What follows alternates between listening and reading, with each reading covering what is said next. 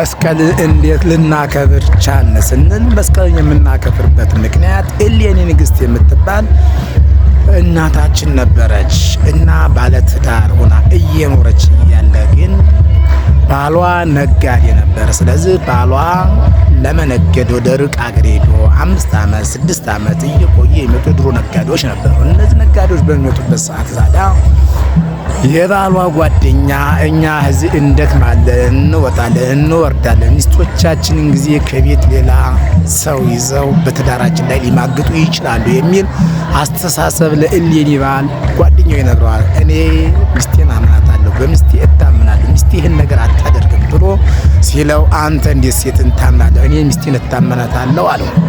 ስለዚህ የምታምናትን ሚስት ሂጄ አብሬያት አድሬ አብሬያት ተኝቼ ብመጣ ምን ትሰጠኛለህ ይለዋል።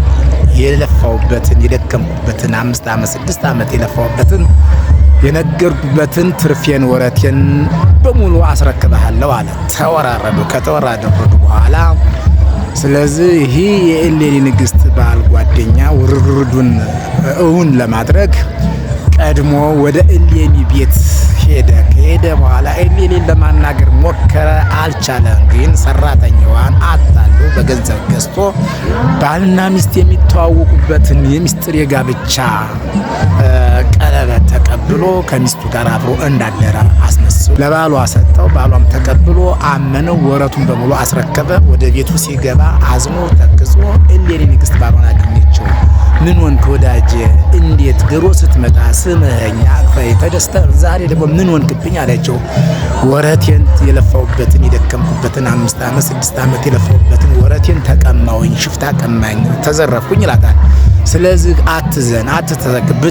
ወረትን ቢጠፋ ብትከስር ሰርተን ለፍተን እናመጣዋለን። አንተ 50 ወገን ቢኖር እኔ 50 ወገን ቢኖርን ከ50 ወገን ገንዘብ ብናሰባስብ ችግራችንን መቅረፍና ማስተካከል እንችላለን። አትዘን፣ አትተክዝ፣ አይዞ ወዳጄ፣ አይዞ ባለቤት ያለችው።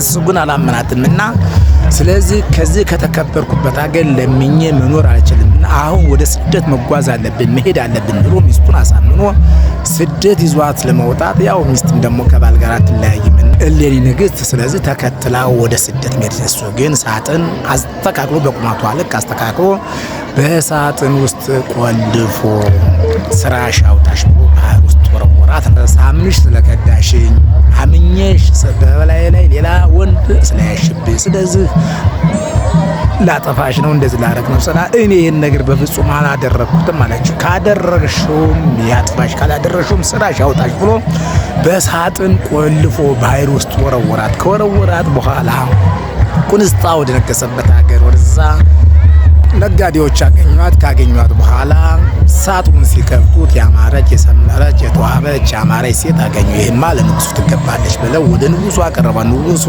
ቁንስጣም ሲያያት ወደዳት፣ አከበራት።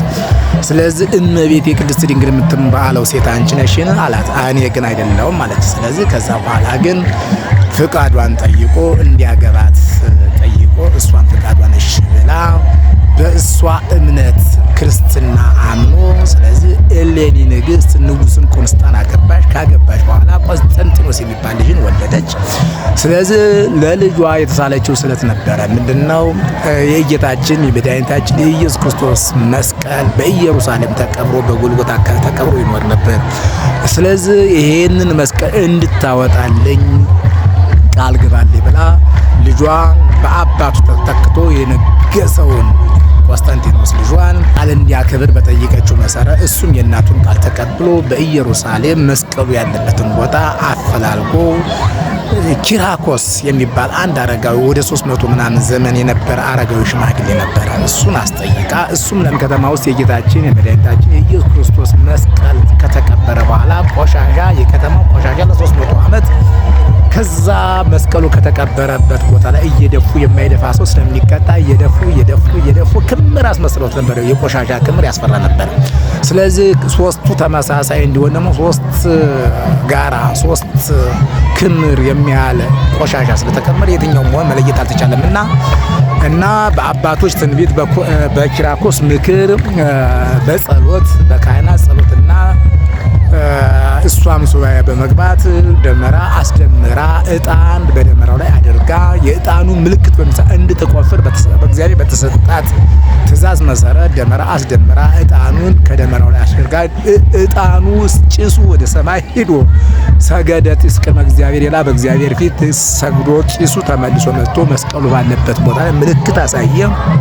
በዛ ምልክት ባሳየበት ተራራ ወይም ክምር ላይ የቆሻሻ ክምር ላይ እሌኒ ንግስት መስከረም 17 ቀን ቁፋሮ አስጀምራ መጋቢት 10 ቀን መስቀሉ ተገኝቷል ማለት ነው። ስለዚህ ዛሬ የምናከብረው መስቀል ጌታችን የተሰቀለበት፣ ጌታችን የሞተበት፣ ጌታችን ዋጋ የከፈለበት፣ ለሰው ልጅ ድነትን የሰጠበት የተቀበረውን መስቀል አስወጥታ እንድንድን ያደረገችበት የእሌኒ ያስደረገችበትን ተአምራት አይተን እኛም ይሄዋ መስቀሉ ተገኘ ብለን የጌታችን የመድኃኒታችን የኢየሱስ ክርስቶስ መስቀል መገኘቱ መስቀሉ ሲገኝ ዓለም ብርሃን ሆነ፣ ሙታን አስነሳ፣ ድውይ ፈወሰ፣ አይነ ስውሮች አይናቸው በራ፣ ለምጻሞች ነጹ፣ የታመሙ ከበሽታቸው ተፈወሱ። እኛም ዛሬ በመስቀሉ ታሽተን በመስቀሉ ተሳልመን በመስቀሉ በረከት እንድናለን፣ እንፈወሳለን። በየአንገታችን ማዕተብም የመስቀሉ ምልክት አርማችን ስንል መስቀሉን አስረን በየአንገታችን ነክስለን መስቀል ኃይላችን ነው፣ መስቀል መድኃኒታችን ነው፣ መስቀል ቤዛችን ነው፣ መስቀል መድኃኒታችን ነው ብለን መስቀልን ጌታ የተሰቀለበትን መስቀል እናመልከዋለን ሳይሆን እንድንበታለን ብለን እናስባለን። የምናመልከው ጌታችን መድኃኒታችን ኢየሱስ ክርስቶስ ብቻ ነው። ስለዚህ የጌታችን የመድኃኒታችን የኢየሱስ ክርስቶስ የመስቀሉ ፍቅር በእኛ ላይ ይደርብን። ስላዳመጣችሁኝ አመሰግናለሁ። ሼር ላይክ አድርጉልኝ። ሰላም፣ መልካም የመስቀል በዓል ብያለሁ።